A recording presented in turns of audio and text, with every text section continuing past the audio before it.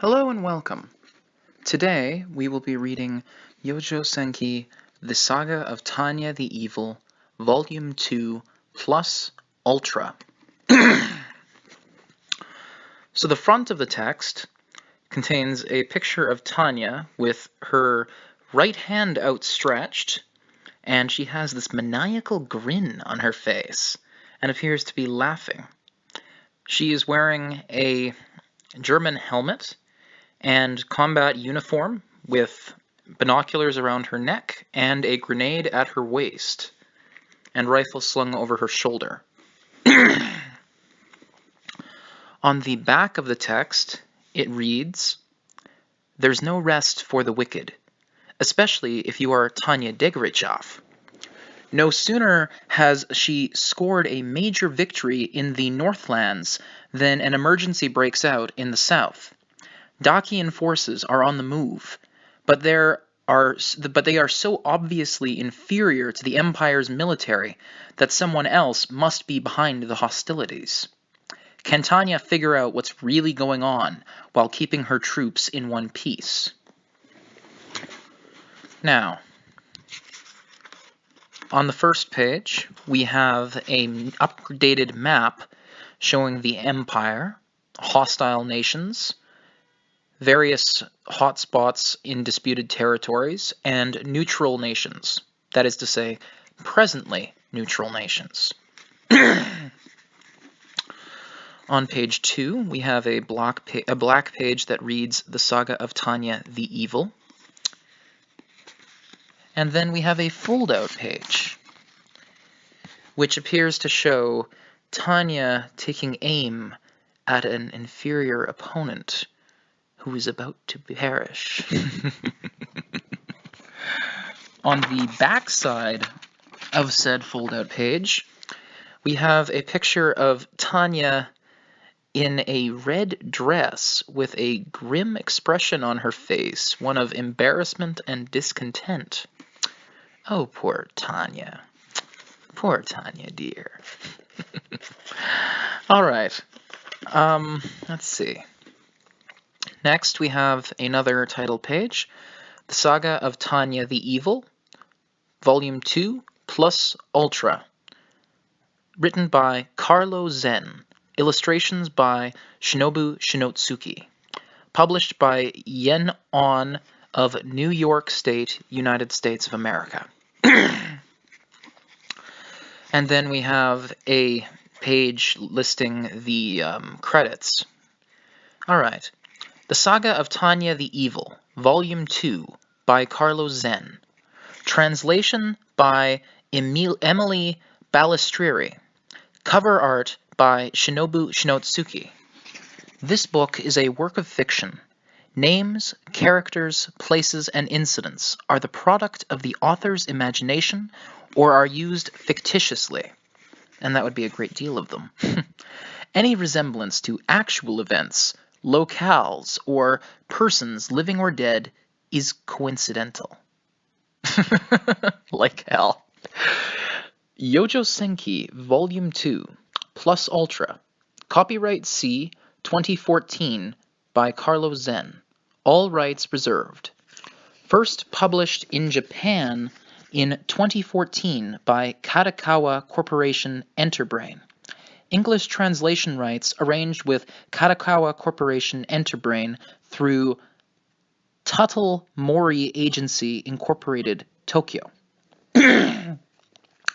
English translation, copyright C 2018 by Yen Press LLC. Yen Press LLC supports the rights to free expression and the value of copyright.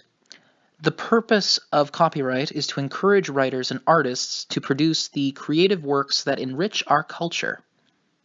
Yes, our glorious nationalist culture. The scanning, uploading, and distribution of this book without permission is a theft of the author's intellectual property. If you would like permission to use material from this book other than for review purposes, please contact the publisher. Thank you for your support of the author's rights. Yen On, 1290 Avenue of the Americas, New York City, New York State 10104. Visit us at yenpress.com, facebook.com/yenpress, twitter.com/yenpress, yenpress.tumblr.com, instagram.com/yenpress. First Yen On edition, published March 2018. Yen On is an imprint of Yen Press LLC. The Yen On name and logo are trademarks of Yen Press LLC. The publisher is not responsible for websites, in brackets, or their content, closing bracket, that are not owned by the publisher. Library of Congress cataloging in publication data. Names: Zen Carlo, author. Shinotsuki Shinobu, illustrator. Balistreri Emily, translator. Steinbach Kevin, translator. The Saga of Tanya the Evil / Carlo Zen. Illustrations by Shinobu Shinotsuki. Translation by Emily Balistreri. Kevin Steinbach. Other titles: Youjo Senki, English. Description: First Yen On edition, New York, Yen On, 2017. Identifiers: LCCN 2017 044721. ISBN number 9780316512442. Volume 1 PBK, I believe that would be public.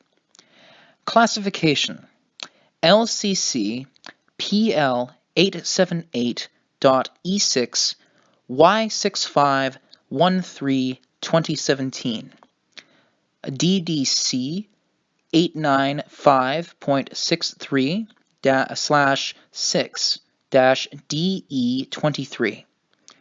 LC record available at https://lccn.loc.gov/2017-044721.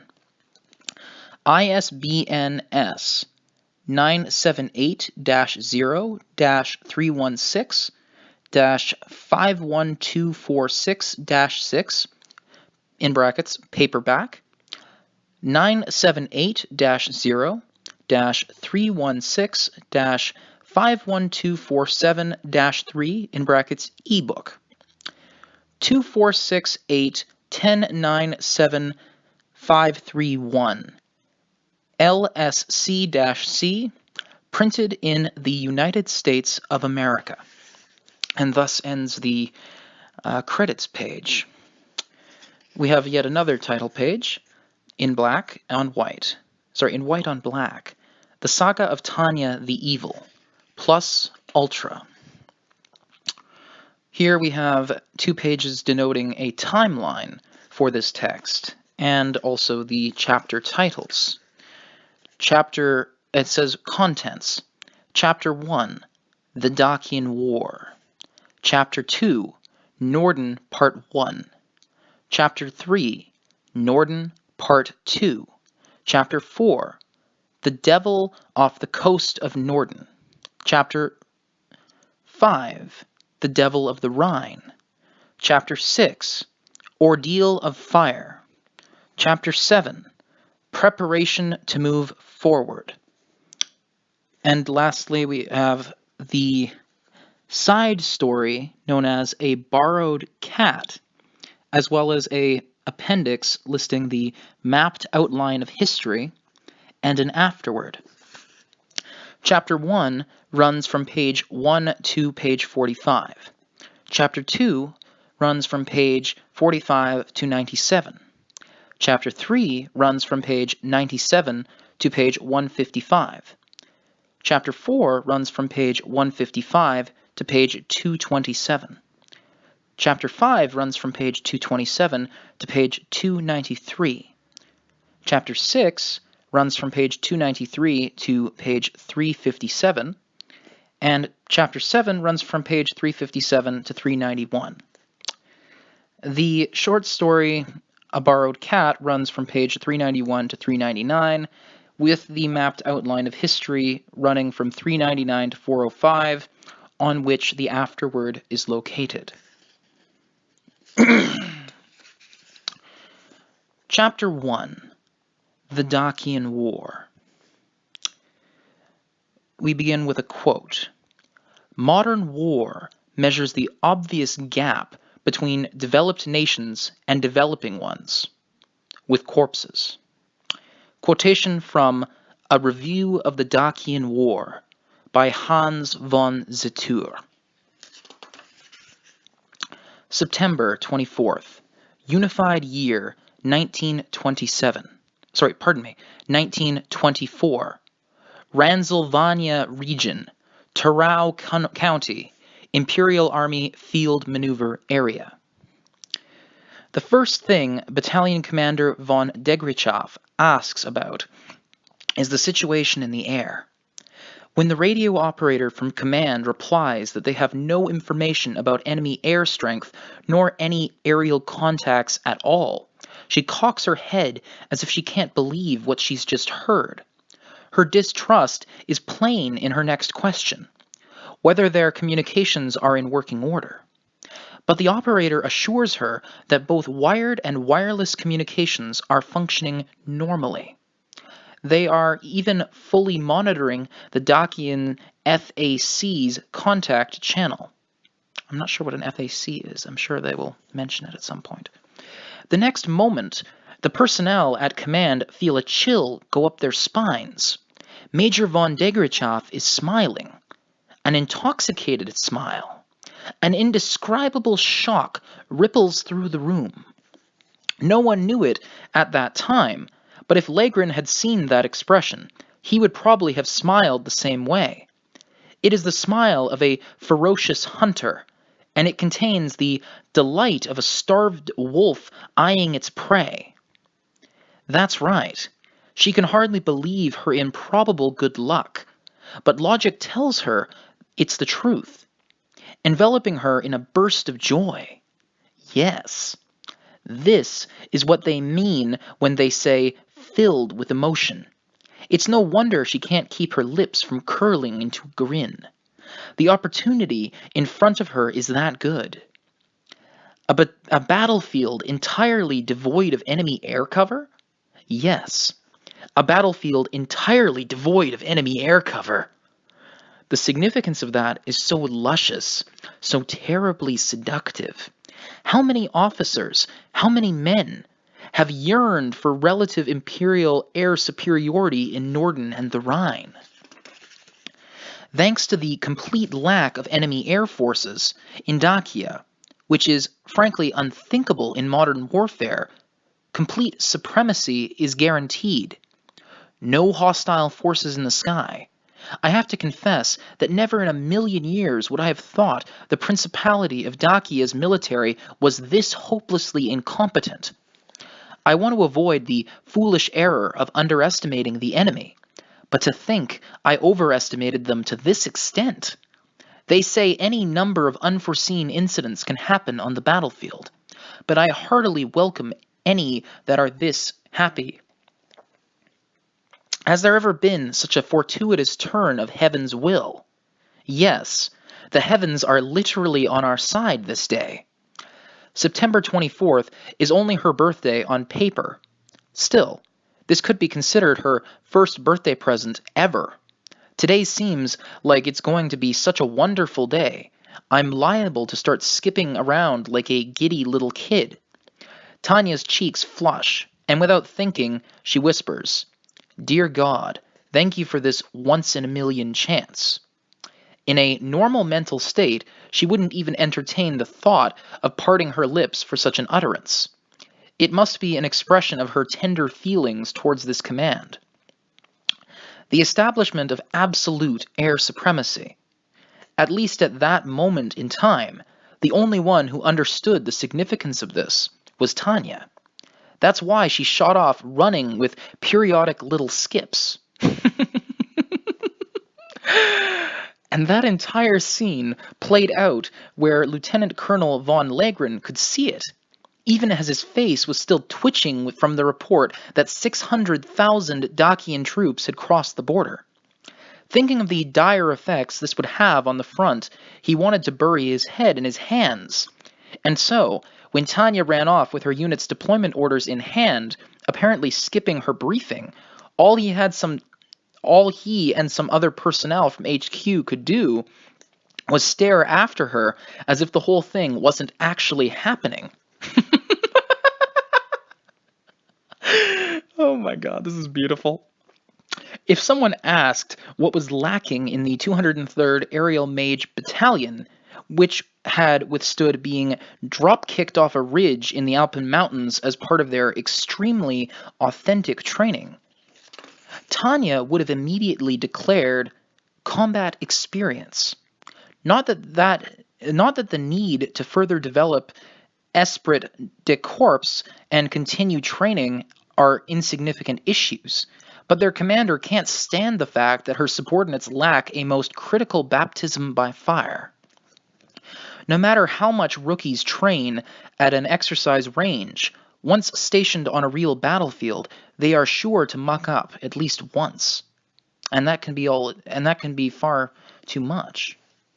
Not to mention that they've been drilling at the Terau Field Maneuvers area in the southeast, the exact opposite direction from the fighting. She can't deny that they are getting a bit overly comfortable, as everyone does when stationed too long in the rear. It would be a waste if the human resources meant to serve as my shields went soft. So after receiving word to keep an eye out for Dakia, I've been considering it a useful expedient. What the fuck? I've been considering it a useful expedient to maintain some degree of tension, and not much more. Given the disparity of strength between the two nations and the Empire's habit of freely throwing its weight around, I figured Dakia would get the message and mind its own damn business. Which is why, when the alarm goes off, I'm at a total loss. The Dakians would go to war, risking occupation of their fatherland in the name of international cooperation? I can't believe idiots like that actually exist. She half expects a stern order to call off combat maneuvers because the warning was a mistake. But for better or worse, for reasons Tanya can't fathom, they don't seem to care if they really start a war. 203rd, to your battle stations, on the double. How's Border Command? Command personnel run around shouting requests into radios and telephones to be connected to one post or get information about another. Lieutenant Vice, reassemble and have someone pass out ammunition. Major, we have a theater report from the 7th Air Fleet. We have received the command post frequency. Verify immediately, and get me Lieutenant Serebryakov. Efficiently canceling the exercise and giving instructions for their next move, Tanya scowls slightly in the direction of Colonel von Legren, who seems to have anticipated this. He had dropped her a hint, of course, but if their neighbor Dakia is really planning to oppose them, she would have liked a chance to scope out the area as a military attaché or liaison officer. That way, she would have a better grasp of the lay of the land and thus a clearer image of what needs to be blown up. Well, this attack is certainly a bolt from the blue, wouldn't you say, Colonel von Legren? Spare me the sarcasm, Major. You'll be delaying for us. As my battalion is under direct command of the General Staff, there has been a constant parade of high-ranking staffers in and out of the garrison. It seems my hunch that they were mainly interested in Dakia was spot on. That's why when Colonel von Legren showed up with an urgent update from the border and sealed orders from the General Staff Office, I can only sigh and hold my tongue. Huh. Delaying, sir? You mean you want my battalion to stop the Dakian army? I realize it's unreasonable, but whether we mobilize forces in the east or send reinforcements from central, war on multiple fronts means we will need to buy time somewhere.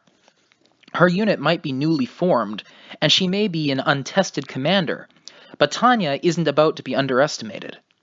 According to the report, it's only 600,000 Dakian troops crossing the border. Yes, their infantry is marching through this mountainous region, greener than a bunch of Boy Scouts. There's the fucking lie. With all due respect, sir, the Principality's troops are a barely trained rabble of soldiers and farmers, hardly up to the standards of modern warfare. After assuming her post, she'd done a little investigating as part of her Dakian studies, and learned that the Principality is a so-called minor nation standing atop an unstable foundation at this moment.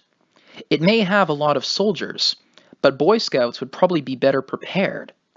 It's ludicrous if Lagrin thinks her battalion can only manage to delay them.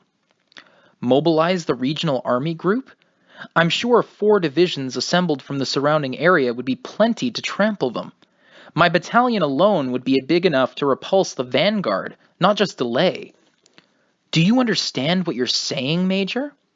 Oh, believe me, I do, sir. I see it as a fully outfitted army driving off a Boy Scout troop. It might even be easier than that. Far from the level of National Guard reserves or part-time soldiers, the Dakian forces are half farmers, more like the Korean People's Army, a band of armed robbers who would have more discipline. A band of armed robbers would have more discipline than such a riffraff. Again, where's the fucking lie? The Imperial troops will crush them in a single blow. If they can't do at least that much, it would be too shameful to call themselves an army. After all, the military of a modern state is a dense conglomeration of precisely managed violence. There is no way such an instrument will find it difficult to scatter an anachronistic mob drawn from whoever happened to be around at the time. The gap in fighting power between modern and pre-modern forces is insurmountable.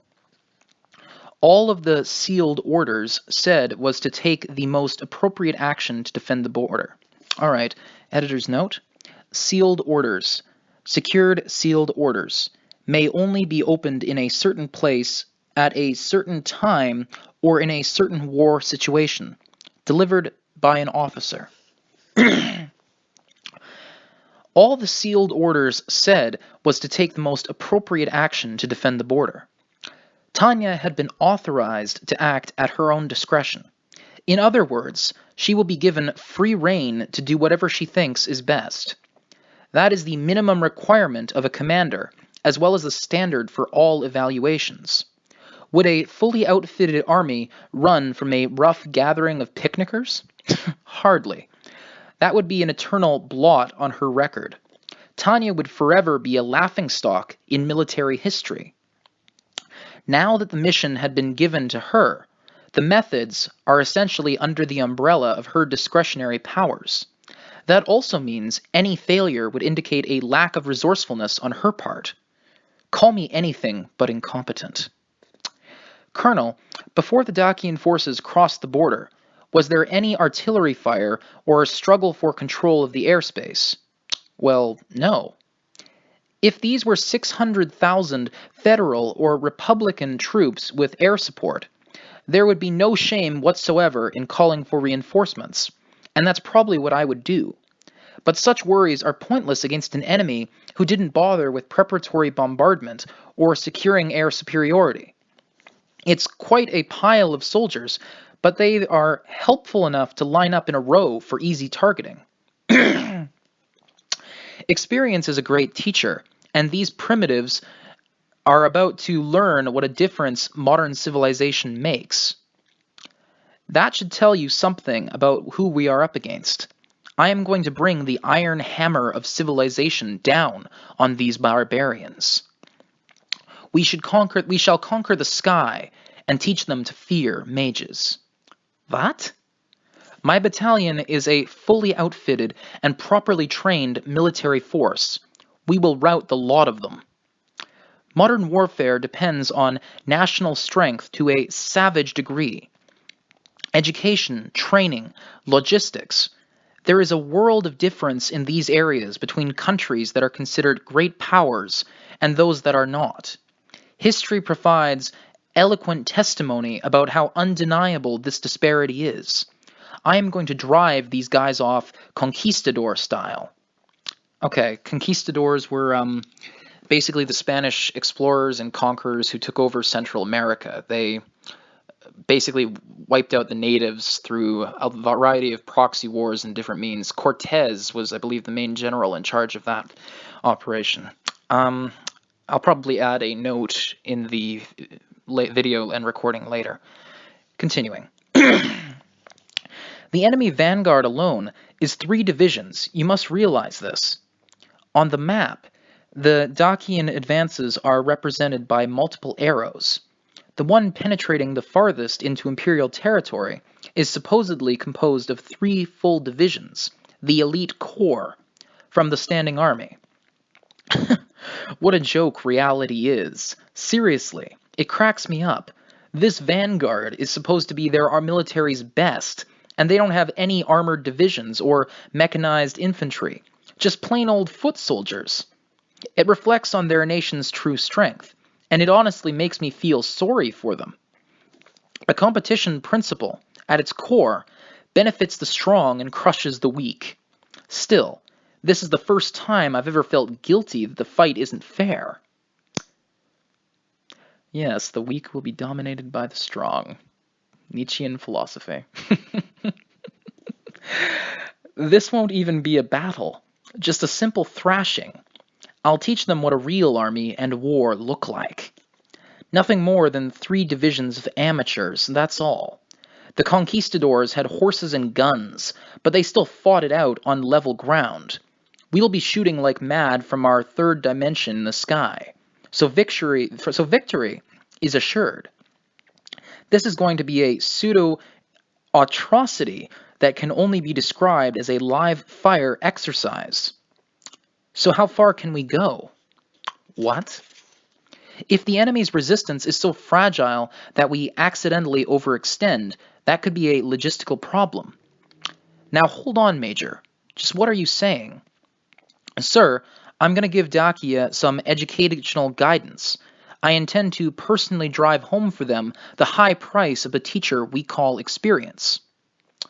Okay. Time for war. No. Time for bullying a bunch of weakling degenerates, more like. How lucky. This pathetic bunch showed up at just the right time. I lick my lips in spite of myself. Unlike the muddy Rhine or freezing Norden, the skies over Dakia in the temperate southeast are sure to have perfect flying weather. It's still September. We will have any number of opportunities to attack before the sun goes down. I ponder all of these things, but all those thoughts disperse when my adjutant comes trotting over. It's time for work. Second Lieutenant Serebrikov reporting in, ma'am. You called? Yes, Lieutenant. What is the battalion's status? Everyone has assembled. Lieutenant Weiss is currently handing out ammunition and explaining the situation. Their progress is the definition of smooth, all according to plan. Tanya even feels her cheeks relaxing into a smile of satisfaction, but she wills them to stay taut. Even elementary schoolers know that the field trip isn't over until they make it home in one piece. It's careless to be so giddy before departing. But even if I don't like it, it's an undeniable fact that no one at command shares my optimistic view of the situation. And at the very top, openly anxious, is Colonel von Legren, watching our preparations in a speechless gaze. Well, it seems he's still overestimating these 600,000 Dakians from his desk at the General Staff Office. Regrettably, Tanya is forced to confront the reality that though the colonel may be a genius, he's been out of the game for too long. That's why, when her adjutant finishes reporting in, she nods in satisfaction and pounds her little fist against her chest as if to tell Colonel von Legren, "Leave this to me." Just as described, the unit has speedily assembled and is equipped with their training gear plus the distributed live ammunition. The soldiers are ready to sortie. Apparently, despite being a little winded from the interrupted exercise, it's not enough to affect their combat performance. Very good. Attention, battalion. Instructions from our commander. First Lieutenant Vikes barks the orders, his heels angled perfectly at a formal 45 degrees. In response, the members of the battalion align their feet and straighten up to attention with movements that are nothing if not brisk. Before she knows it, Tanya finds herself smiling in satisfaction. Surely everyone agrees there is something uniquely charming, dreamy even, about rigorous discipline. Thank you, Lieutenant. Okay, troops. This is war. Well, something resembling war. And it's about to begin. Perhaps it's even charmed Tanya into taking the dais with unconscious excitement and a smile of pure joy, nearly singing to them how happy this makes her. Today is my birthday. Perhaps the Principality of Dakian knew that. As you've heard, they've been kind enough to offer the surprise present of targets for our live fire exercise. I have been hoping for some time. It's so nice of the Dakian men to volunteer themselves. Oh, joy. You are free to shoot them with bullets or blow them up with spells if you so choose. They won't even have a chance as we slaughter them from the skies unopposed. It'll be an even bigger turkey shoot than the one in the Marianas. The only question will be how great a victory we can achieve. Okay, the Marianas, like as in the Marianas Trench, that again is a reference that should have an editor's note, which appears to be absent. That's probably a reference to World War II. Was there a big battle in the Marianas? Probably between the US and Japan, I would imagine. Troops, we are going to teach these invaders a lesson with an iron hammer, which is why she makes a fist and brings it satisfyingly down on an imaginary Dakian army as she shouts to crush them, beat them into a pulp. Her enthusiasm makes her intentions clear to all present. It was a savage proclamation that the Imperial Army's advanced forces would literally pulverize the Dakian army vanguard. The result is a given. So she commands them to go all out and make it happen. One last thing. I haven't received any confirmation of this, but our target practice should retaliate, in theory. I don't think any of you are stupid enough to get shot down, but do keep an eye out. Okay, we are restarting the live fire exercise. Gentlemen, let the games begin. This is a manhunt in a way, quite literally. A good sport. Or a story to give the legendary knight Don Quix... this is I think a Chinese name or a Japanese name. Or a story to give the legendary knight Don Quixote a run for his money. After all, our enemy is a bunch of anachronistic heroes from a bygone era, challenging a terrifying modern monster. Leaving the rear personnel and the handful of officers visiting from the General Staff Office to man the garrison, Tanya leads the battalion, setting off as the fastest responding unit in the Imperial Army. Their target is the Dakian Army's vanguard, 3 divisions or so that have crossed the border and thus started the war. The fact that everyone is flying in perfect strike formation and remembering their training means that Tanya's work is already paying off, to her great satisfaction. Before long, she manages to make contact with the evacuating Imperial Army Border Patrol units. Receiving the latest information about the enemy from them, Tanya is convinced. Without a doubt, whatever strategy the Dakian army has in mind is some kind of medieval relic. Moments later, making minute adjustments to their course and preparing for their attack runs as they rush ahead, the battalion sees a writhing mass of humans on the horizon.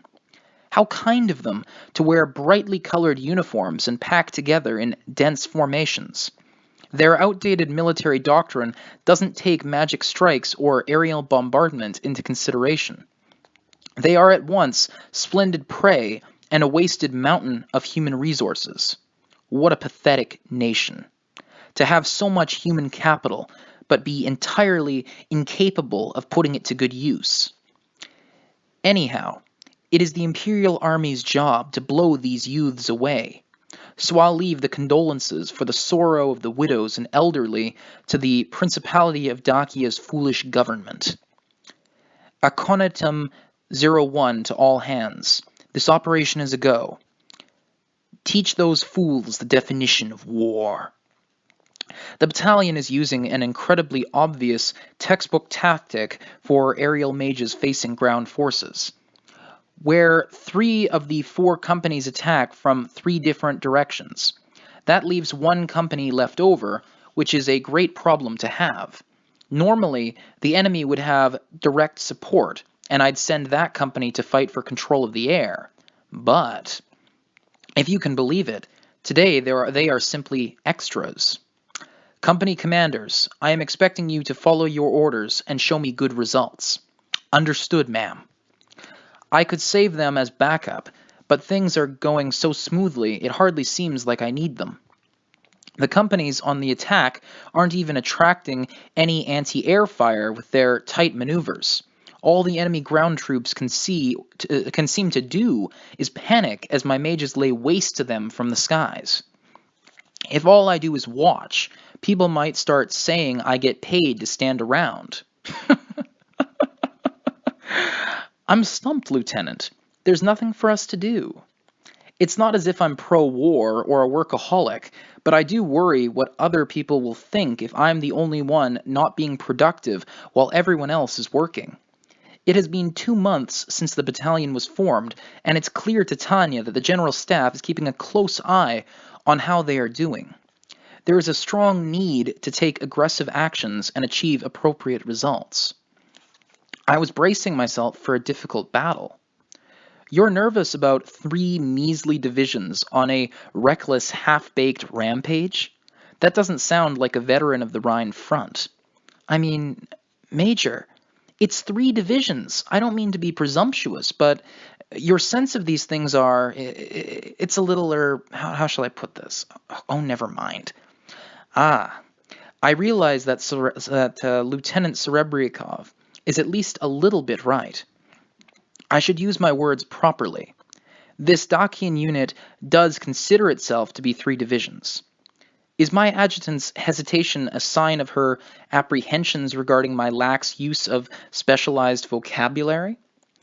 That has to be it, without a doubt. I guess it's my mistake for taking a post-structuralist lightly. It's very dangerous when phenomena are evaluated based on words. I've got to deconstruct this and remedy my error. Sorry, Lieutenant Serebrikov, but it seems that you're right. Ma'am? Yes. Technically, I should have said it is a 50,000-man mob on a reckless rampage. If you don't properly define your terms, of course you'll invite misunderstanding. Honestly, what was I thinking? It appears Lieutenant Serebrikov and the others were expecting the fight to be a little bit tougher. Their ability to brace themselves for a harrowing battle against a mighty enemy shows good mettle. But it was my mistake to label the enemy forces as, quote, divisions, end quote. Tanya can only show remorse for making her subordinates think the Dakian army is a serious military power. This conflict will be this world's first world war. For most soldiers, it will be their first experience with many things, including the menace of aerial fighting power.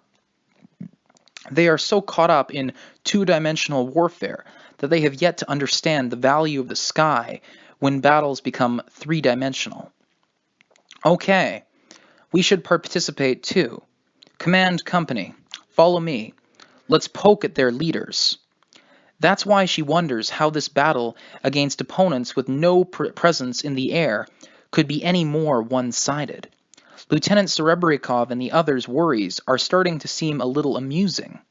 The point of this battle is simple. All they have to do is reap the heads of the enemy soldiers. Then they will transition to blowing up any remnants of the enemy forces to literal smithereens. On me, on me. We swoop down and drop formula-fixed anti-surface grenades. The goal with these is to scatter shrapnel so they explode above the enemy soldiers' heads. The fools aren't even wearing iron helmets, so their heads turn into pincushions. But we don't have time to watch. The company preps formulas, locates optimal locations, and then opens fire with full power. We blow away the tightly packed infantry, and the surface devolves into total chaos as soldiers run in all directions trying to avoid the blasts. There is some sporadic returning fire, but for infantry rifles to pierce our defensive shells, they would need to wear them down with a dense barrage. This battlefield, devoid of the harsh sound of heavy machine gun fire, is a horrible place for the infantry, forced to use nothing but their basic firearms in rudimentary anti-air tactics. But for those of us who can fly, there is nothing better. The Dakian army is dragging their feet. They are far too slow. All companies, give me an update. Everything's fine, Major. No problems here. This really is a live fire exercise. It's weird. I was sure we were the ones being attacked, but this is such a letdown. The scene below is so absurd that I nearly wonder if we mixed up offensive and defensive roles somehow. Those Entente Alliance numbskulls crossed the border without intending to fight, but once battle was joined, they took it seriously and fought almost too passionately. This principality, on the other hand, has plenty of motivation and declared war from their end, but they have just no idea what war even is. This really is strange. Did they think they could hit us and we wouldn't hit them back? Seriously, these poor half-wits. I swear to God. Even in a fist fight, you expect some retaliation after punching someone. Of course, when two nations' instruments of violence clash, you should be able to maintain a minimum of dignity, despite the foolishness of the quarrel, with artillery. These guys need to take a tip from Frederick the Great. I'm stuck waging a war against these idiots, so clearly I'm the one who has it the hardest. Of course, ever since the evil being X interfered with my ultra-ordinary working adult life, I haven't been optimistic about my fate even once. Until now, at least. By the way, what's that? What are they doing? As Tanya finishes communicating with the companies, she adjusts her altitude to prepare for another attack run when she notices some kind of organized movement beginning on the ground. According to the Imperial Army textbook, the expected enemy response to this situation would be to have their soldiers spread out and begin anti-air fire in areas designated by their commanders. But rather than putting space between one another, they are starting to form densely packed squares. Are they panicking? True, becoming isolated on a battlefield is a terrifying prospect. My adjutant's understanding of the situation is perhaps the most realistic, but from what I can see, officer-looking types are actually commanding them to form up into those ranks. It doesn't seem to be confusion. I think they're making an infantry square and preparing to fire a volley. But that's so stupid! The age of cavalry is over. These idiots. Just as Lieutenant Serebritov's astonished remark would suggest, we are conducting not a cavalry charge, but magic ground attacks. The correct response is spreading out to minimize casualties, and it's honestly hard to imagine that there are soldiers in this day and age who would form an infantry square under the belief that it would achieve anything. Even a civilian should be able to tell that bunching up would be dangerous. How far back in time are they living? Is this some kind of mistake? Or maybe another power has given them some sort of new doctrine or technology and granted them a leg up. But as those unlikely scenarios flitter across Tanya's mind, the simplest solution is to quit worrying and attack, to observe their reaction. A moment later, however, she instinctively explodes at the scene unfolding in front of her. Vice! What the fuck are you running away for? She can't believe her eyes. Confronted with an enemy infantry square, Lieutenant Vice's company has hastily changed course. The Dakian troops are all packed together like sardines, or fish in a barrel. They're doing nothing but holding their positions and bravely waiting for the moment they get blown up. The poor bastards. The pain of being such a badly misused human resource would have evaporated in an instant. Conscious that she is practically quaking with anger, Tanya screams, "Hey, why are you reversing? Why are you breaking attack formation?" "Major," but the scene has made Tanya so furious that Lieutenant Serebryakov's startled shout has no effect. Vice's company was in position to make their assault, but then they hastily turned away from the enemy as if they were scared. As far as Tanya could tell, there was no evidence of a counterattack that would warrant such a move.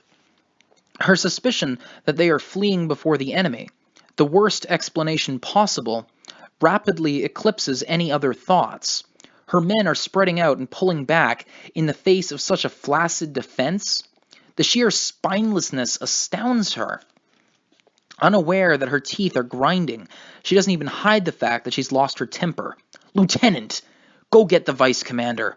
If he resists, you shoot him." "Yes, ma'am." I ordered Serebryakov to grab Lieutenant Vice by the scruff of his neck and drag his ass over here on the double. But at the same time, a sinking sense of betrayal takes over. I thought he was going to be a good vice commander. I thought he was such a great subordinate. So how could he be deserting me now? This is ludicrous. The fact that the vice commander of the 203rd Aerial Mage Battalion fled before this rabble will be a blot on my career that will haunt me for the rest of my life. I at least want to sublimate my rage rather than waste it on chewing him out. So I seal a compound explosion formula inside a magic bullet. Thanking the archaic mindset that has the Dakian army still struggling to maintain ranks, I fire. The shot lands right where I aimed, in the center of the enemy formation, and detonates. Seriously, this is the easiest fucking fight possible. I can't even be counted as one of the Lord's trials. It's ridiculous. "Major, here's Lieutenant Vice." Lieutenant Serebryakov makes her report as efficiently as possible, as if to avoid conflict. Tanya proceeds matter-of-factly, not because she interpreted the gesture favorably, but more because it simply didn't register. "Thanks. Take my company. Continue the attack." "Yes, ma'am." Even the continuing verbal exchange is irritating. Having rather irresponsibly entrusted her company to Serebryakov, Tanya closes in on Vice as if she's going to bite him, openly livid. He has no idea why the commander has suddenly called him over. "All right, Lieutenant. If you have an excuse, you'd better give it to me before I fucking shoot you." Major von Dekrichov, what exactly do I need an excuse for?" "You're suspected of fleeing before the enemy, Lieutenant. If you need an explanation, maybe we should grill you in a court-martial." Vice still hasn't figured out why he was called over. Of course he doesn't. After all, he can't recall making any mistakes. But it isn't normal for the battalion commander's adjutant to take a position to shoot him down as if he were an actual enemy and summon him immediately. "Major, my men and I would never abandon our duty." This is precisely the moment he realizes he stepped on a huge landmine, despite not understanding why. What did I do? Still, he can't sincerely swear he only intended to fulfill his duty. His conscience vis-a-vis God and his fatherland is clean, and that's why he dares to argue against his superior officer, who looks ghastly enough to be a furious vampire. Then tell me, Lieutenant, why you drew back and spread out just moments ago. Why did you turn around? What? Explain why you turned tail and scattered in the face of the enemy. But the shouts raining down on him didn't take his sense into account at all. But the shouts raining down on him didn't take his defense into account at all. On the contrary, the anger and murderous hostility only increased. Ma'am, the enemy infantry assumed an anti-air formation, so I played it by the book and pulled my unit back to the edge of their range and ordered containment fire on the enemy unit. Book? What book? The 22nd Aerial Mage Combat Field Manual. His response is dead serious. From Weiss's perspective, he skillfully acted according to his training in the Eastern Army Group and made the right call. But I want to teach him via actual combat that referring to the manual for every operation is nonsensical. Really, there's a limit to what the manual even covers. That's why it takes me a minute to remember. Ah, right. It was recommended in the section about anti-air surface strikes to avoid anti-air positions. But after recalling it, Tanya's face twists up in disgust. Wait a minute. Look over there. That's enemy infantry. Do you not understand that I ordered you to attack immediately? Yes. They were in a close ranks firing position, so I ordered my company to avoid them. It's just a bunch of infantry standing close together, she wants to scream, but Weiss's explanation was straight out of the textbook. Lieutenant, let me make this clear. If we have any mages who would get shot down by that, I will kill them before the enemy has a chance. But Major, listen up, Mr. Common Sense. I'll explain this only once. Do you really think bolt-action infantry rifles firing at the edge of their effective range can pierce a mage's defensive shell? It is not as if you are heavy cavalry about to get dashed against a tercio with their pikes and muskets. The utter stupidity. The lethality of our sidearms alone is enough to render their infantry square defenseless and utterly useless. The point proves itself when you look at the current Rhine front or the amusing nastiness in the Far East between Akitsushima and the Federation. Okay, that would be Japan and the USSR. Hence, Tanya's difficulty grasping the notion of her subordinate who has been trained with completely outdated doctrine. If the infantry has gathered together to commit suicide, why not assist them? But apparently, that's difficult to comprehend for someone who has never experienced actual combat, especially since live ammunition doesn't get used on the exercise range. The sight of all of those barrels pointing at them from a dense infantry formation tends to elicit a conditioned reaction to reverse course. The longer someone has been serving and training, the stronger that tendency. I'll give you a chance to clear your name. Try shooting a formula straight into the middle of that formation. Huh? After me. I'll give you an example. With that, Tanya loads a magic bullet into her rifle and maneuvers neatly down to attack the middle of the long formation. If his superior officer is going to rush the enemy, Weiss has no room to argue. All he can do is follow. He is grimly determined as he hastily swoops after her to perform what he is sure is a desperate, reckless charge. You blew them away. There are no words. Now do your duty. He casts the formula directly in the middle, according to his training. They even have time to watch scraps of flesh scatter in all directions.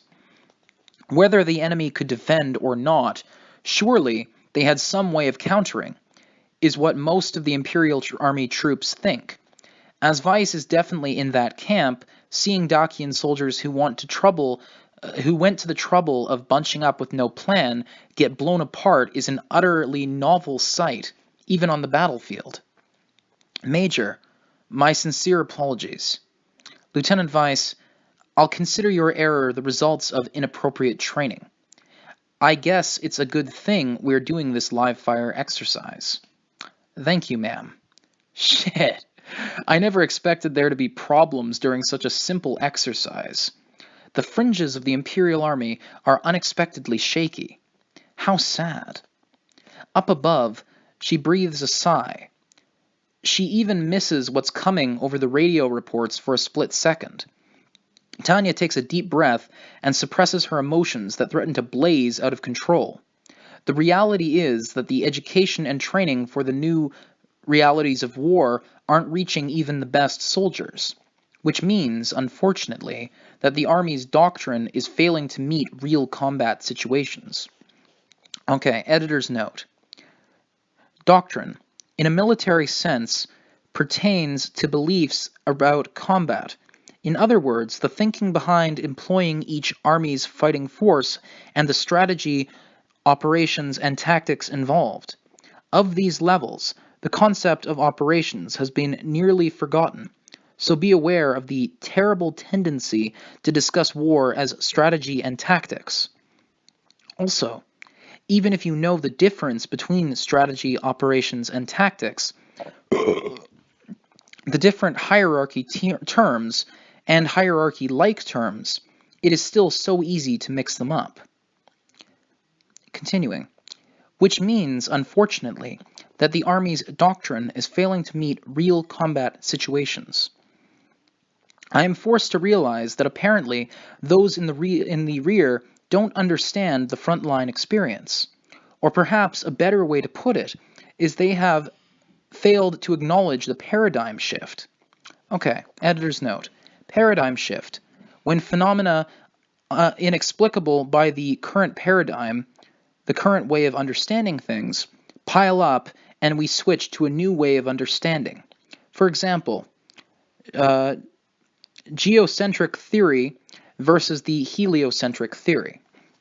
Geocentric theory was the idea basically that the Earth rotates around the sun. Heliocentric theory was the sun and the universe and everything else rotate around the Earth because God made us the center of the universe. And yeah, Galileo and a bunch of other people basically put that one in the, they nicked that one in the bud.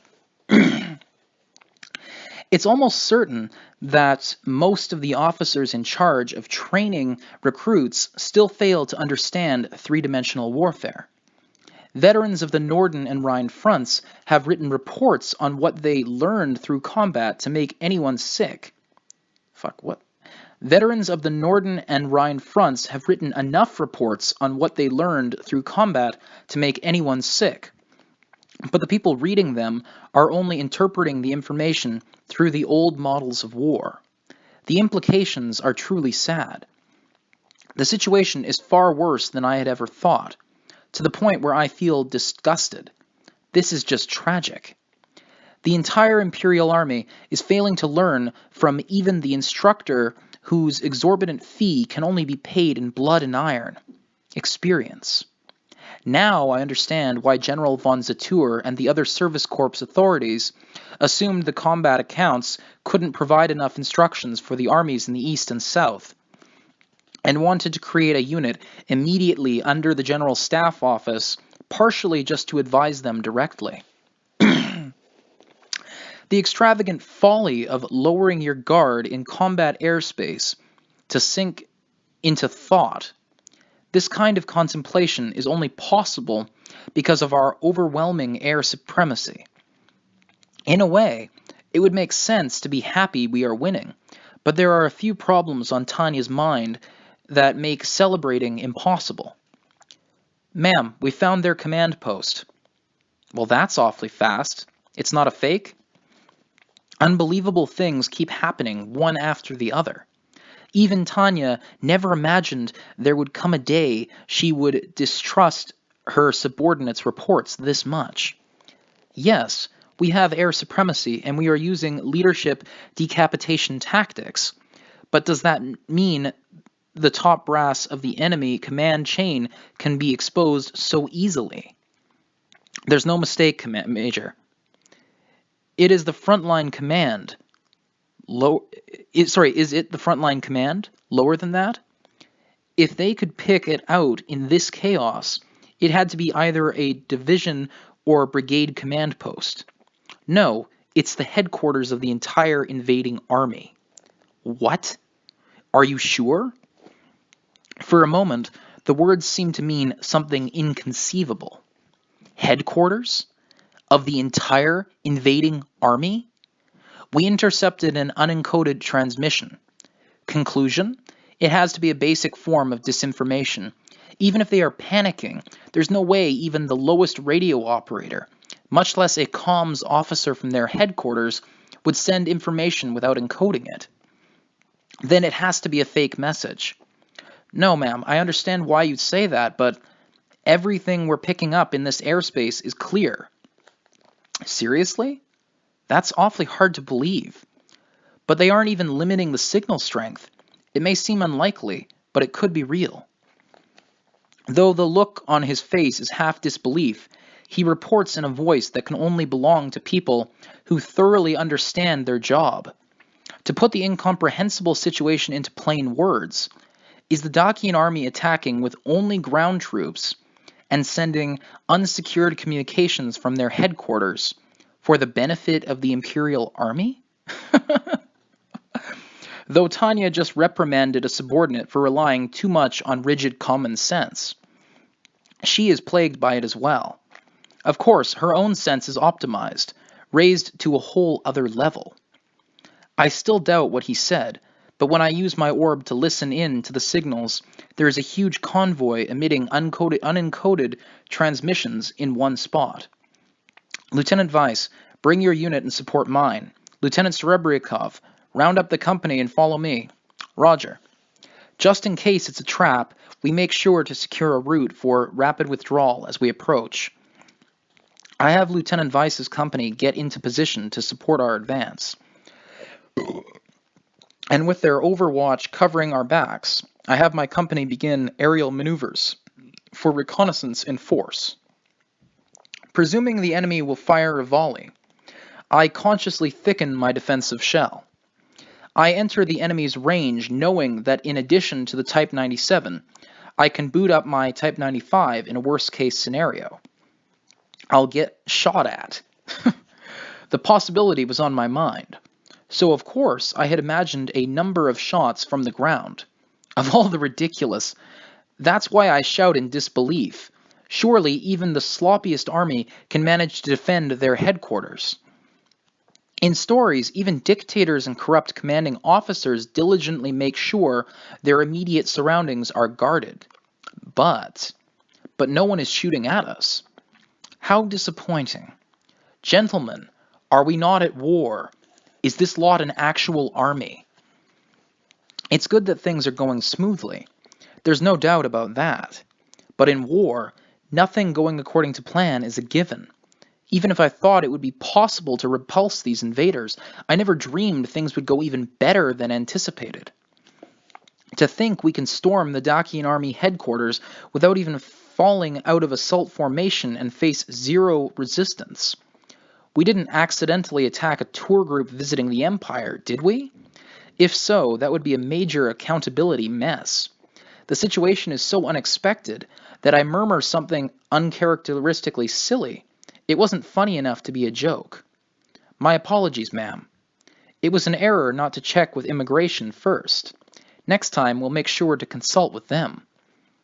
The members of the battalion, skillfully playing along, hanging their heads to express their regret, must feel that something is off too.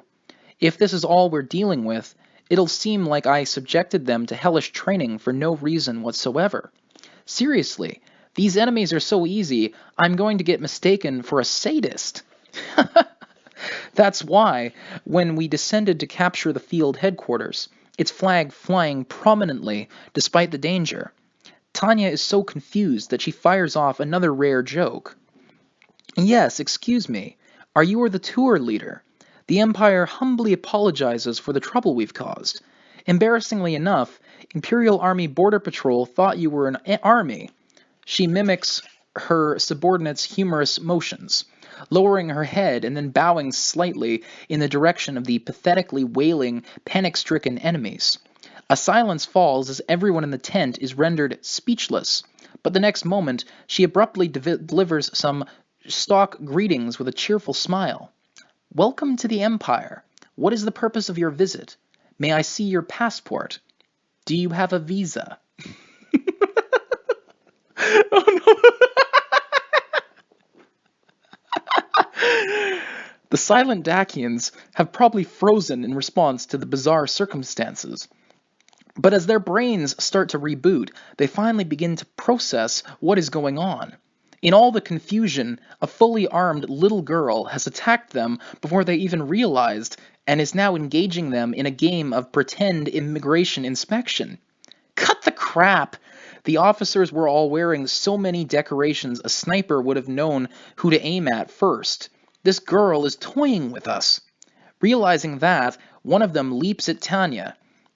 But First Lieutenant Weiss steps out of formation and kicks him to the ground, where he passes out near instantly.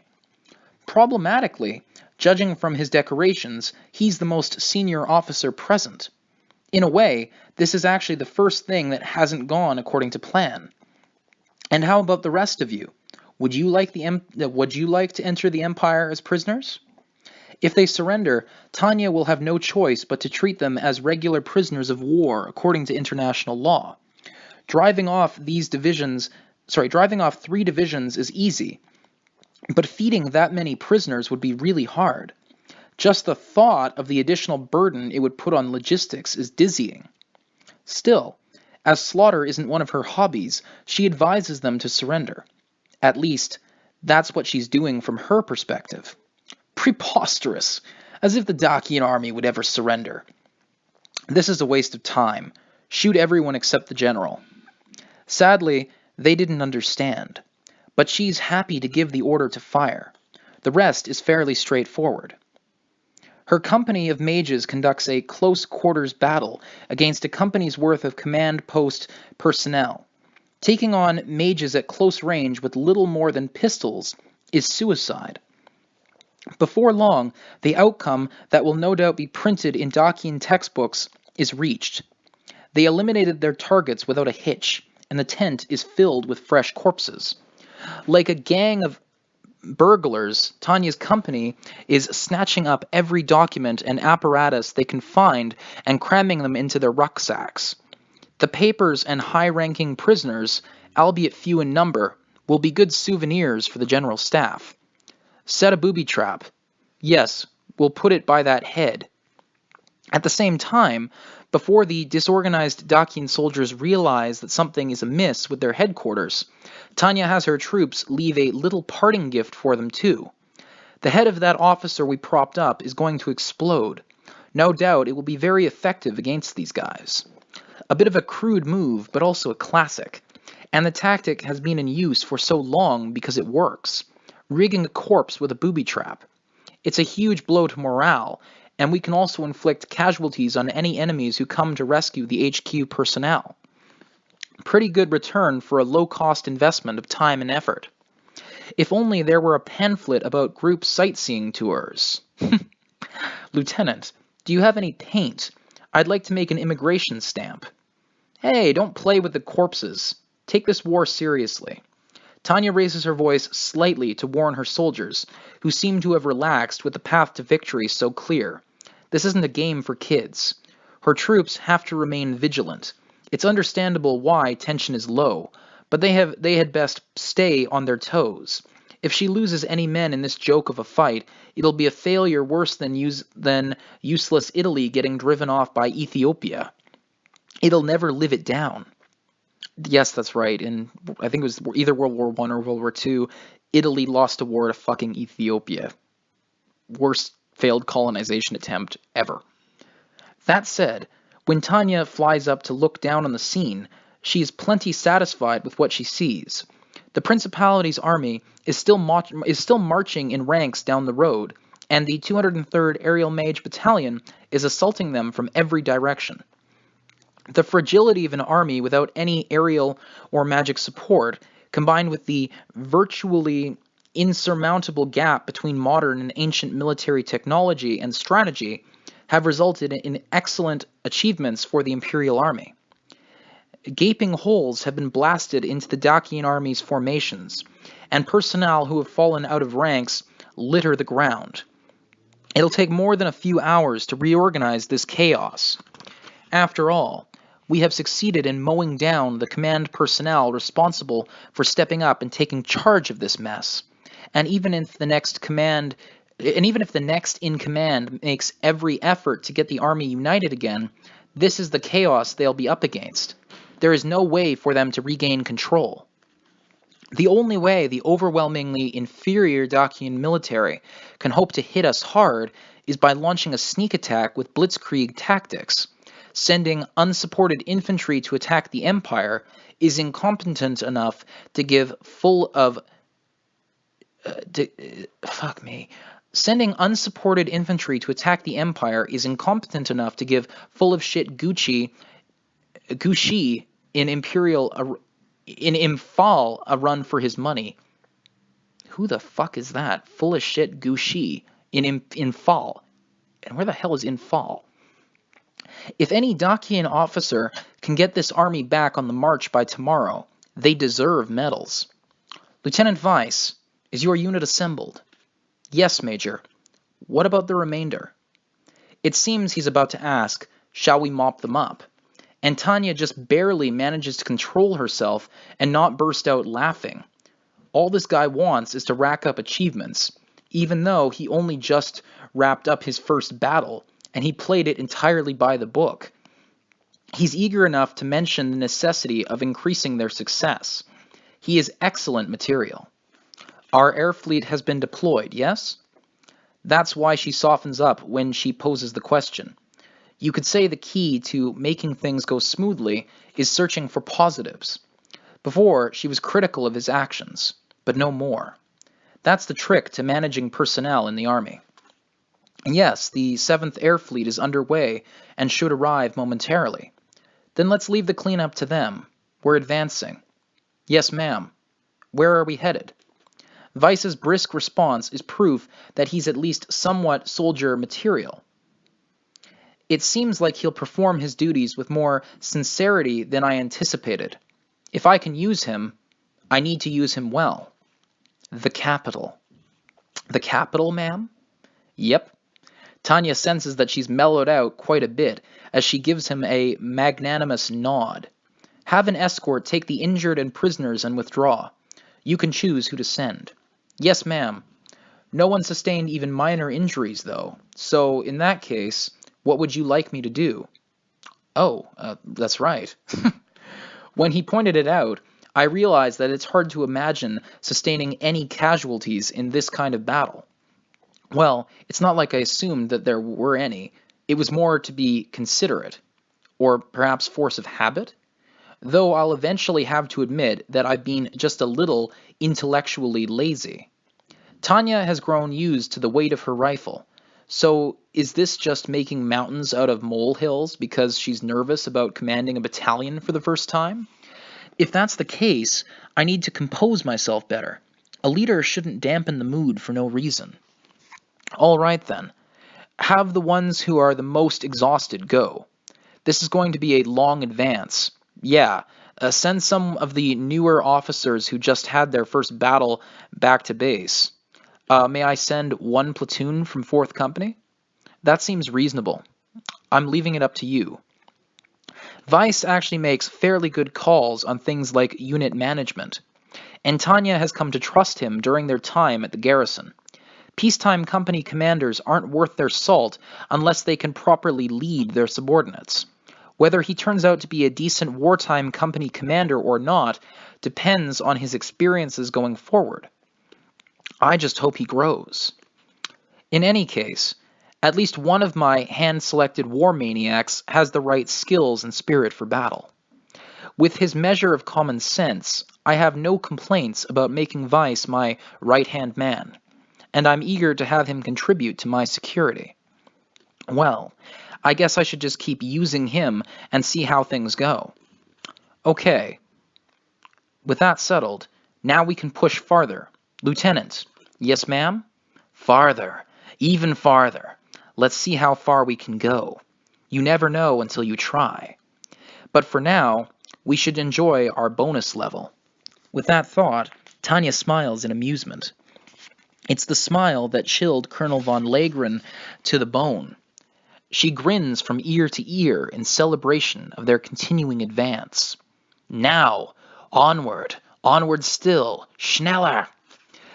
That is the 203rd Aerial Mage Battalion's raison d'etre, and none other. Mysteriously enough, First Lieutenant Weiss is wearing the same smile without realizing it as he salutes. Every soldier accepts the orders without question, believing that if anyone can forge a path forward, they can. With the arrival of the Eastern Army Group's strategic reserves, the 7th Army and Air Fleet, in brackets, which had split up on their way over, in brackets, the Dakian army lines were demolished. 2,000 dead and innumerable prisoners. The battle had pitted 600,000 against 70,000, and the 70,000 trampled them. The outnumbered side, the 203rd Aerial Mage Battalion, had been the first to strike and held absolute control of the skies over the combat zone. After scoring a victory, they decided to attack the capital ahead of the air fleet. At the time, Battalion Commander von Degrichow was so confident it veered close to arrogance, boasting, "Who couldn't run them over?" Oh joy. September 25th, Unified Year 1924, 3:17 a.m., airspace above the outskirts of the capital of the Principality of Dakia. Night fell on the capital of the Principality of Dakia as calmly as any evening since the beginning of time.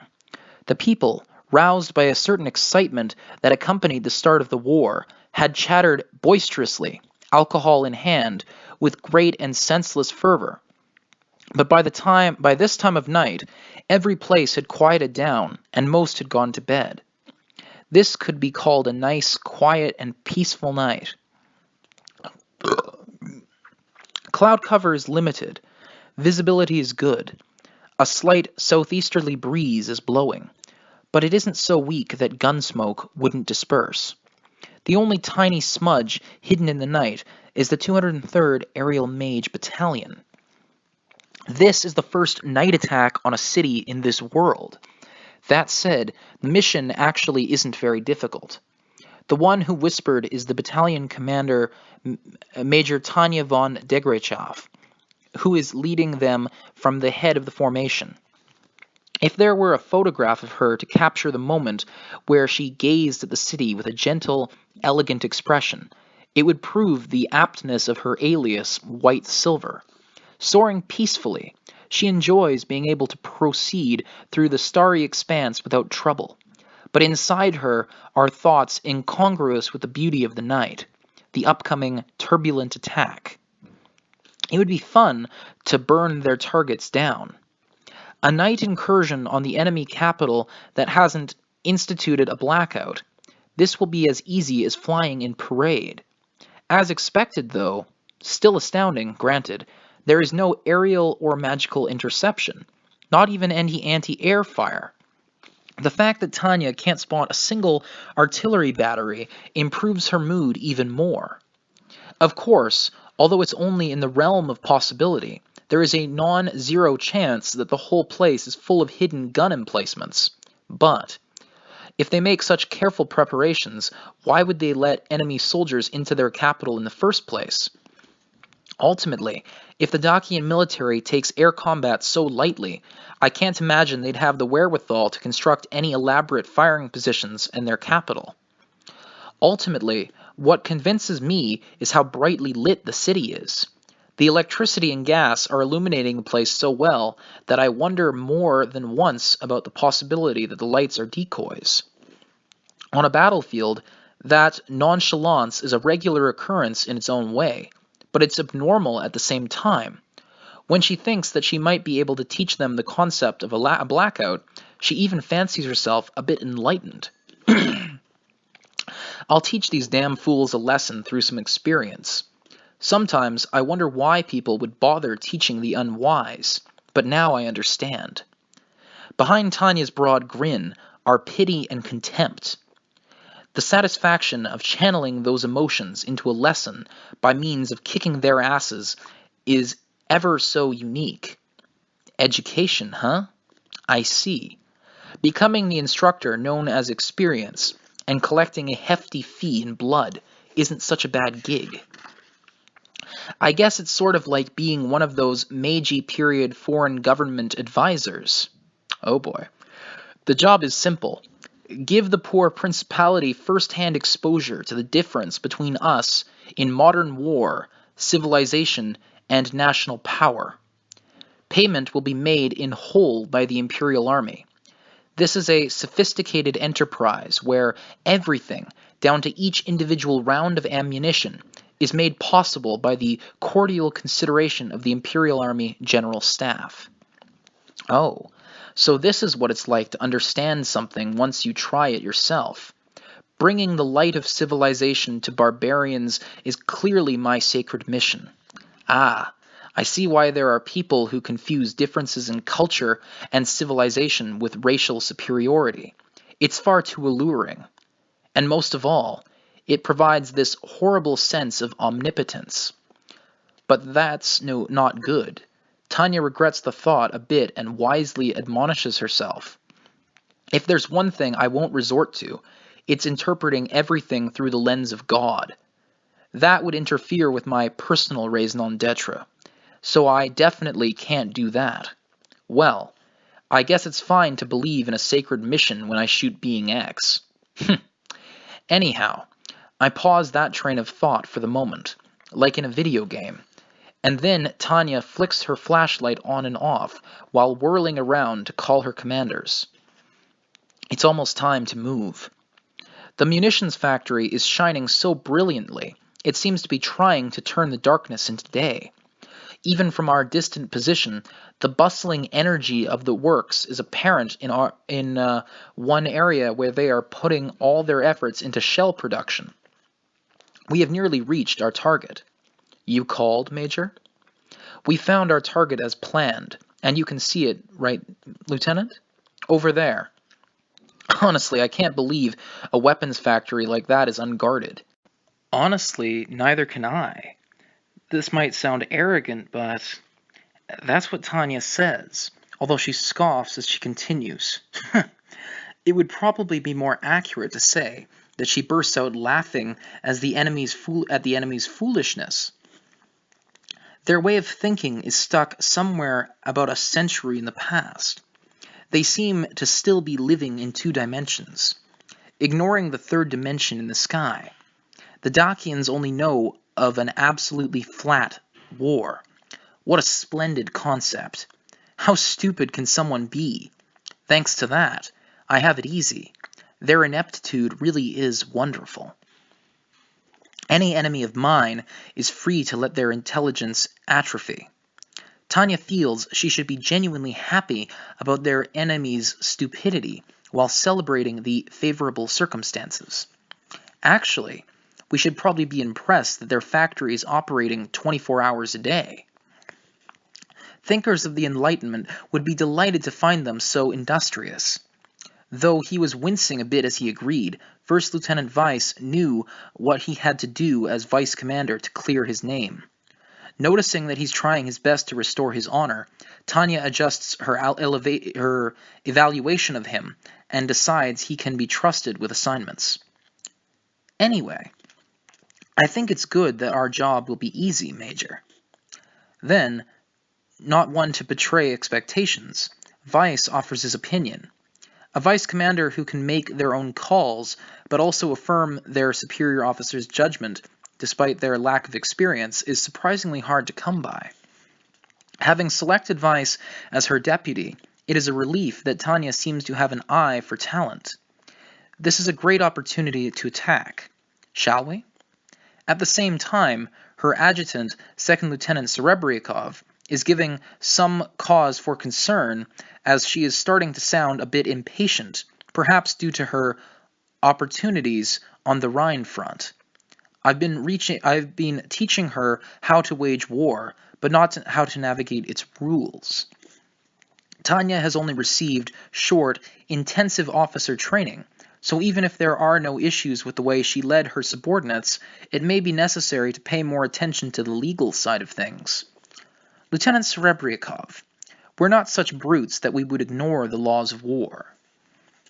Yes, established by humanitarians and people with legislative experience, these statutes stipulate the sanctioned way of waging war on cities. It is a parade of arguments no one could reasonably disagree with. You mustn't attack facilities that would interfere with people's daily lives. Attacking civilians is prohibited. Indiscriminate bombing is inhumane, and so on and so on. Oh, how great are laws that try to bring some sense into the mad realm of war.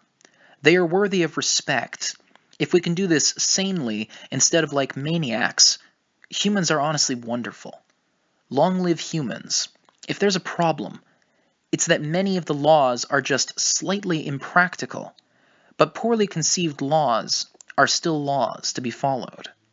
In reality, though, we don't have any issues operating within them.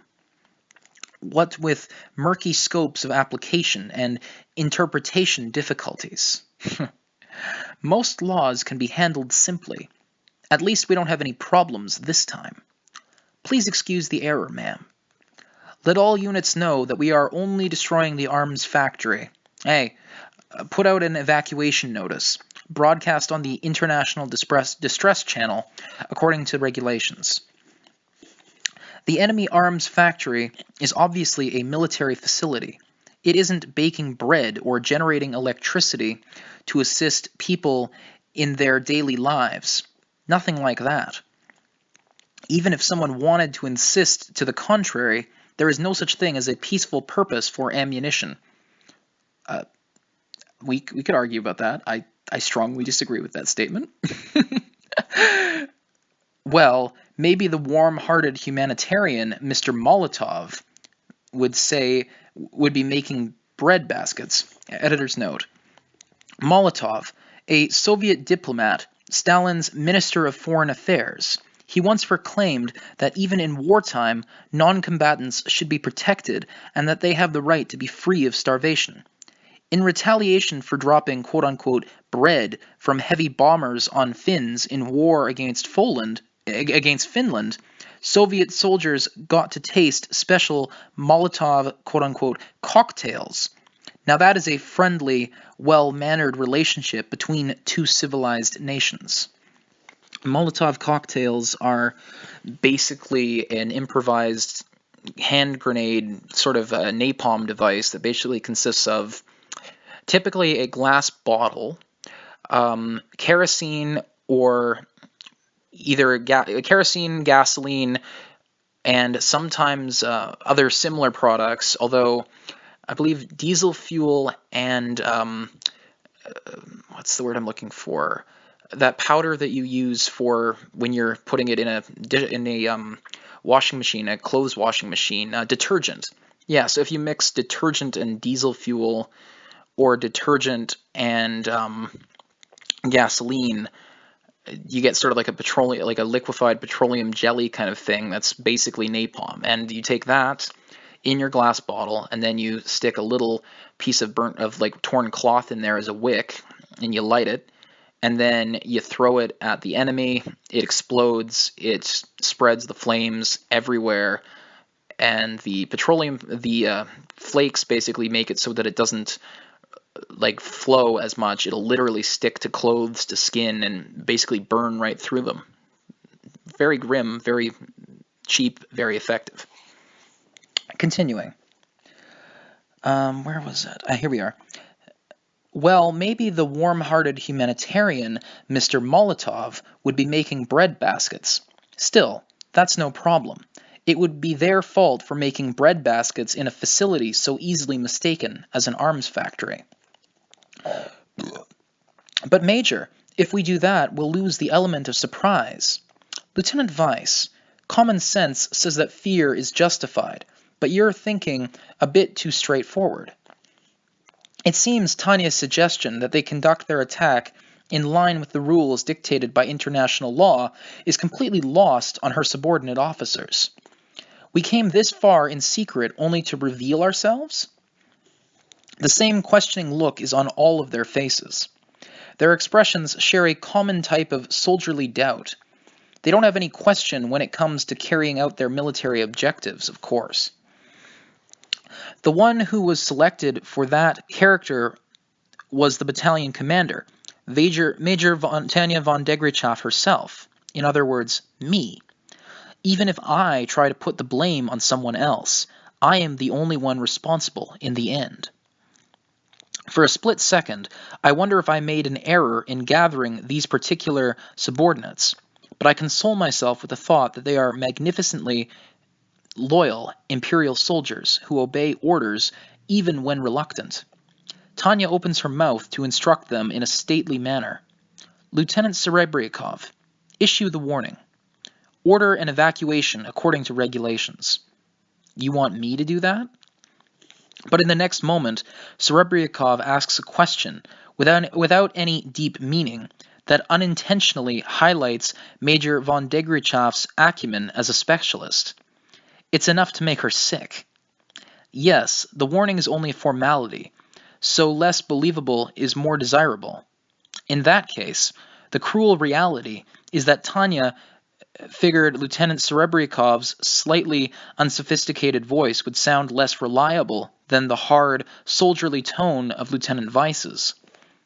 Of course, Tanya is quietly exempting from consideration the youngest member of the unit, which is to say, herself. But now that it has been mentioned, I have to admit Serebryakov has a point. If someone were to ask Tanya afterward why Lieutenant Serebryakov made the announcement, I was planning to say my assumption was that if a girl made the warning, they would drop their guard. But the worst thing that could happen is if someone asks, don't you think the commander should have issued it? I have to do it. I don't want to, but... okay, you're right. I should do it. I'll make it really sound like a little kid. Nothing for it. At this point, all I can do is think about increasing our chances of success. These shitty international laws. What a fucking pain. Can't they hurry up and meet their de facto death? What genius got on a high horse and suggested upholding rules of war? Having partially given up, she shouts into the receiver a subordinate handed to her, leaning heavily on the infantile sound of her voice. This is a warning! And so the warning that day echoed grandly throughout the Dakian capital, except it didn't. It's true that she's following the law to the letter and broadcasting it over the International Distress Channel. We, the Imperial Army, are now commencing an attack on a military supply facility. However, I suppose would be the appropriate word. Only a very tiny number of people will hear the announcement. For starters, radio penetration in Dakia isn't high enough that every house has a set. Furthermore, households who leave their radio on in the middle of the night are no doubt an extreme minority. We will begin maneuvers 30 minutes from now. Most of all, should anyone take a threat from someone who is obviously a child at face value? Not really. If someone with a more rigid tone of voice and manner of speech that practically shouted their identity as a soldier, someone like Rudersdorf or Zatur, with their undeniable military air about them, gave the warning, it would be a different story. But with Tanya as the announcer, objectively speaking, aside from the content, the announcement is awfully heartwarming. Many people will consider it at most an elaborate prank and think little more of it, going back to sleep with a critical frown. We solemnly pledge. We solemnly pledge. Everybody swears to fight fair and square, according to international law. On the other hand, there remains the goal of playing the part properly despite the ridiculous voice. So Tanya lets all the emotion drain out of her words. In a way, this performance is a mortification of Tanya's mind comparable to using Type 95 at full power. Praising God and affirming being X is bad enough, but I still see my duty through to the end. Naturally, she is openly indignant as she scowls at their target and shouts that she will crush it. Visha's emotions as she looks on next to her are probably shared with the rest of the battalion. unshakable solidarity. No, her thought was, that's so low, Major.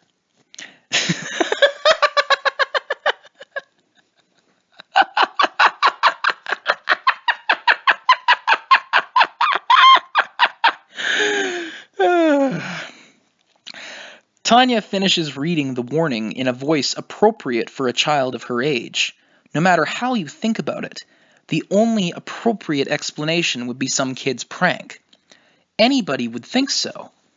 Even we feel like we've caught a glance of some gruesome sight. Major, do you have experience in acting? Acting? I'm not sure I understand what you mean. I'm just hoping they lowered their guard. Though the tone matches her age, Tanya murmurs her dissatisfaction in her usual cold voice. It must be a sign of complex internal feelings. Weiss has only known her for a short time, but even he can pick up the displeasure his superior doesn't bother hiding. Her mood is as dangerous as nitroglycerin. Nitroglycerin is an explosive used for mining and some combat stuff. So, anyway, when Weiss quietly takes a step back, everyone discreetly follows suit. Nobody wants to be so close to Major von Degrichow when she's irritated. Okay, troops. It appears shaming myself was worth it. Still, something has been beaten into them during their training as soldiers. And that's why they understand that their superior will vent her feelings on the enemy as they ready themselves for the attack, grabbing their orbs and rifles with as much as a measure of sympathy. This munitions factory has been receiving Republican assistance. It's probably chock full of flammable materials. Tanya's tone contains a clear determination to blow the target sky high. Normally, her inner thoughts are inscrutable, but today, at this very moment, every mage in the 203rd Aerial Mage Battalion can understand exactly what is on her mind. There's simply no mistaking it. She's motivated. I issued the warning. Our obligation has been fulfilled. Now let's watch the fireworks. I'm openly indignant, blowing off steam or maybe taking it out on them.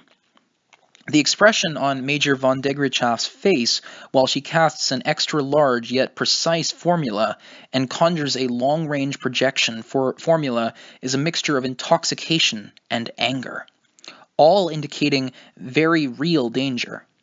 Let sleeping dogs lie.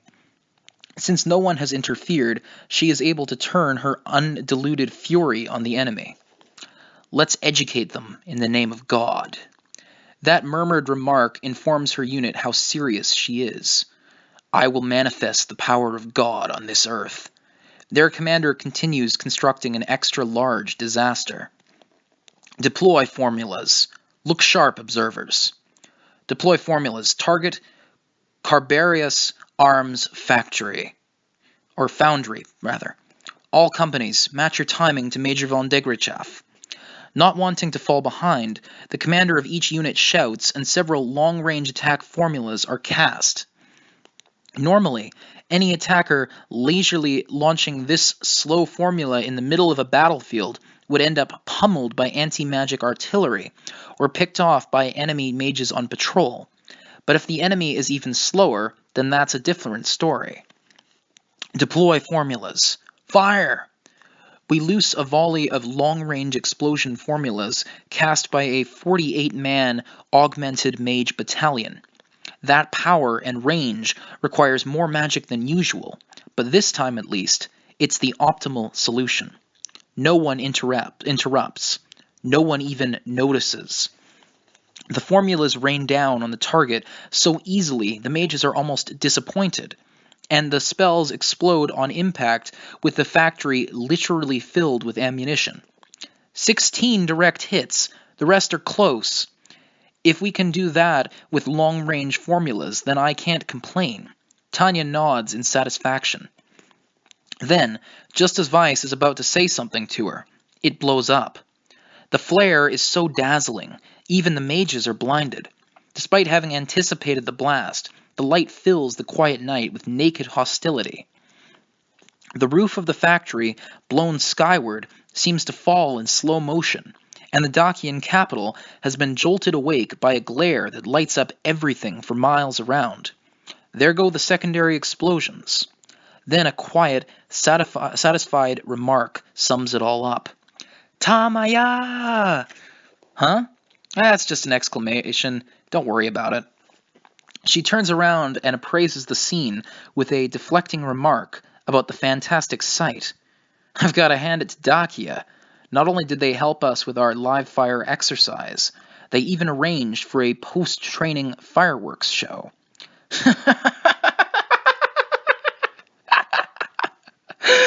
She cackles in amusement, her expression exuberant. If she had to sum it up, the gigantic sun-like explosion below feels just like a fireworks show in honor of her service. Anyhow, we have achieved our objective. Troops, we're returning to base. October 23rd. Unified Year 1924. Imperial Army General Staff Office, Dining Room 1, in brackets, Army, closing bracket. That captain did say it lets you experience war rations. That captain did say it lets you experience war rations. An officer who worked in personnel was reported to have said it. The General Staff Office dining hall was a perpetual battlefield cafe that didn't let soldiers forget their combat experiences, even in the rear. Major General von Rudersdorf had no words to deny that. In fact, he secretly agreed with his junior colleague's opinion that the dining room and its unique cuisine seemed to be engaging with the Commonwealth in a fierce competition no normal person could comprehend. They're implying the British have horrible army rations and that his dining hall is much the same. And from what I gather in the text, I'm inclined to agree with the sentiment. Anyway, and likewise, as far as Major General von Zetour knew, there were no general staffers who actually liked the food. So perhaps it was ironic that although discussing confidential matters in a cafeteria was generally considered a poor idea, this particular place was actually the optimal venue for strategy meetings if secrecy was desirable. It was Zetour and Rudersdorf's natures to use whatever they could, together to the fullest. And when it occurred to them that the dining hall was the best place for keeping things confidential, they reluctantly began taking at least one of their 3 daily meals there on a regular basis. Time is not necessarily on the Empire's side, though it isn't exactly on our enemies either, Rudersdorf grumbled, sounding absolutely fed up. Irritated, he washed down some bread-like foodstuff with pseudo-coffee. And among all the ersatz items on the table, he could tell from the feel and luster that only the Meissen, or Meissen? M-E-I-S-S-E-N. I'm going to go with Meissen. The Meissen cup in his hand, and only that, could be called genuine. Taking our current situation into consideration, it's not a good idea for the Empire to deal with 2 fronts for too long. But you still think time might be with us, Rudersdorf? Or might be with us, eh, Rudersdorf? Zetour looked dissatisfied with the food but smiled, somewhat amused as he replied. He was in charge of logistics. Of course, as a general staff officer, he could stick his fingers into strategy or operations just as much as Rudersdorf, who had long been involved in operational theory research and development. The general staff had simply seen what these two were capable of, so they put energetic, dynamic Rudersdorf in charge of war operations, primarily mobile, while expecting Zetour's otherwise scholarly precision to keep the military organization running smoothly. And in Dakia, all expectations had been met. Rudersdorf set a perfect example of how to conduct maneuver warfare with his astuteness, whereas Zetour made arrangements for the efficient deployment of troops, even organizing the dispatch of an advanced unit. Both of their talents achieved everything the General Staff had hoped for. Of course, more time spent will mean more waste, but that's exactly why our basic strategy of knocking out the weakest enemies first, like we did in Dakia, shouldn't change. In other words, what you mean to say is, I'll give you time, so handle the logistics? Rudersdorf, I have to warn you, the Anluk fuck these long, difficult words here. Anluk Katejanen, Khahteijanen,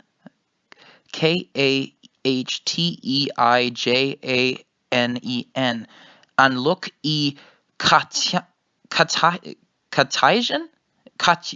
Katienen. Let's go with that. Katienen. I have to warn you, the Anluk Katienen, as well as the port facilities, are already at their limits with the construction jobs and expansion work in Norden. Transporting enough materiel for a winter offensive will be much too large a burden. If you say it can't be done, then I guess it can't. But I've known you long enough. You say that it's impossible, but you won't convince me you don't have an alternative plan. An ideal mutual understanding between the front lines and the rear. In a way, this was made possible by the rare cooperative relationship the two men had been able to build where they completely trusted in each other's exceptional abilities. I'm sorry, General von Rudersdorf, but as far as I've heard from the managers of rolling stock in the service corps, the logistics situation in Norden isn't going to improve anytime soon. General von Zatur, do I need to explain to you about the possibility of a maritime supply route? Relaxing both his expression and the mood just a little bit, Zatur dropped all pretenses. All right. As you say, since the war began, we've had our sea routes cut off, so there are all kinds of trade vessels anchored in the port that we could requisition. By which they mean steal from the populace and use for the duration of the war and maybe give back after if they haven't been sunk. Appropriation of the wealth by the army, effectively. It was a plan he had considered many times. If necessary, I can send a nearly 300,000-ton ship to a port facility somewhere in the north for a landing operation. So it is decided then. I wish you would just say that from the beginning. I have to warn you, this discussion is only valid assuming we have control of the sea.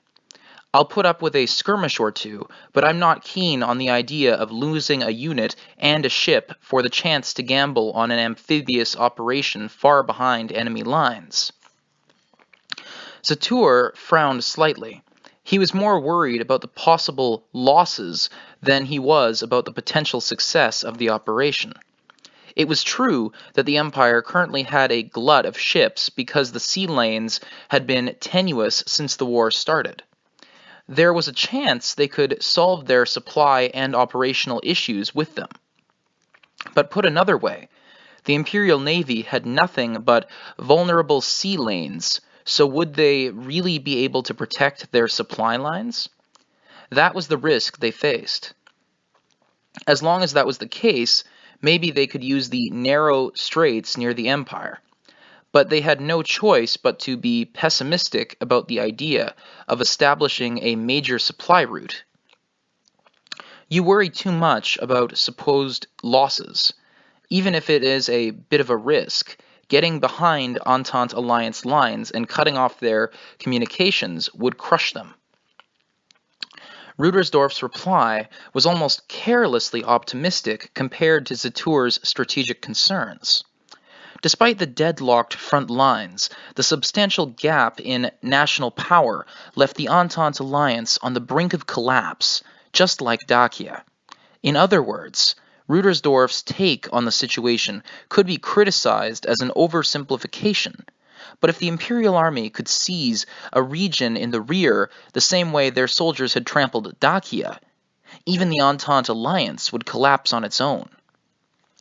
I can't deny it, but frankly, I don't think that they are much of a threat anymore, even if we leave them as they are. Shouldn't we forget about them and finish off the Republic? There's nothing better than having fewer fronts, but... Oh, on the point of whether it was actually necessary to force the Entente alliance to completely collapse, a slight disagreement between operations and the Service Corps began creeping into their remarks. Zatour didn't think advancing north would do anything to ameliorate the logistical strain. On the other hand, from operations' point of view, cleaning up that front would make things much easier strategically. From the logistics standpoint, the burden of maintaining the amount of troops necessary to hold against the Entente alliance is not a light one. Even without firing a single round of ammunition, soldiers starve to death if they don't eat. You know that as well as I. Oh, believe me, indeed I do. But it's true that compared to the Republic, it wouldn't be easier to take them out. Oh, fine.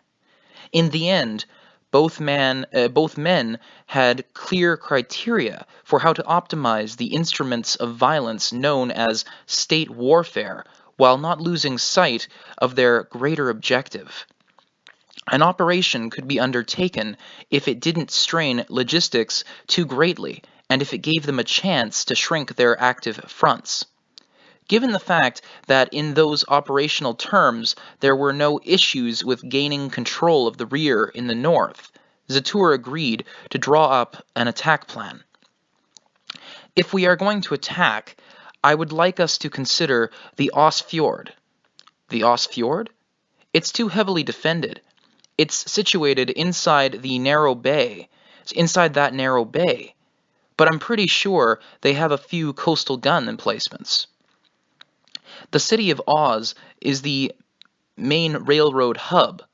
If we take that, all the Entente Alliance's trains should be out of commission. Then we can stroll in and keep our troops supplies. Then we can stroll in and keep our troops supplied using their rails. Minor typo there. Had to fix. The city, Zatour pointed out, was significant because of its role as a transportation center, presenting an opportunity to knock out enemy logistics in one fell swoop. It would be difficult, but if they could cut the enemy's supply lines... When the thought crossed Zatour's mind, he could no longer hold back a savage smile. Got it. You come up with some really nasty plans, don't you? But it does make strategic sense. So, you want us to capture Oz. If the Entente Alliance was crippled like that, their army would die like dogs, even if their frontline forces put up a heroic resistance. A military with no head or limbs with just a mob that used to be called an army. A military with no head or limbs is simply a mob that was once called an army. Assuming things went as Northern Command hoped, victory could then be achieved with a short frontal assault. It would be so easy that they might want to consider how to achieve an even better outcome. It could be so easy that they might want to consider how to achieve an even better outcome. Say that you can do it, and I'll give you a unit. If it doesn't work, I will just deal with Norden in a less sneaky way. No, let's give it a shot. With that same grin on his face, Rudersdorf decisively met the challenge. He would try to take them down. It was the dream of every general staff officer to dramatically shift the tides of war on the operational level with one large-scale battle. He nodded at Zatour as if to say that he would even drink down this dirty water coffee with a smile. Let me reread that. He nodded at Zatour as if to say that he would even drink down this dirty watered coffee with a smile if it worked. Very good. If you need anything, let me know. Oh, then lend me a mage unit. Rudersdorf was merciless in asking for what he wanted. A mage unit? Sure, but which one? That pet in your project. Oh, fuck me. The pet in your pocket. The 203rd. I almost said pet project. The pet in your pocket. The 203rd.